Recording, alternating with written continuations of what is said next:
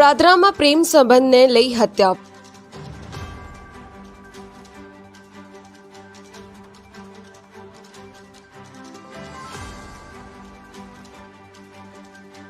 પુત્રએ માતાના પ્રેમીની હત્યા કરી.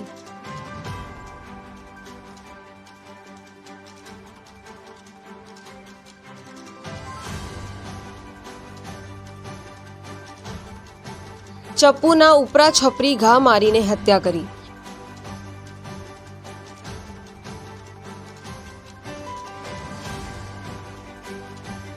પોલીસે ગણતરીના કલાકોમાં જ આરોપી પુત્ર ઝડપાયો.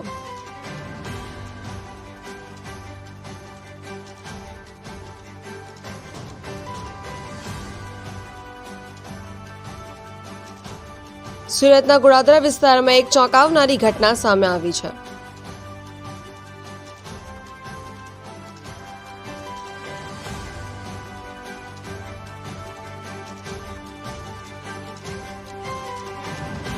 જેમાં માતાના પ્રેમી પર પુત્રએ ચપ્પુ વડે હુમલો કરીને તેની હત્યા કરી નાખી.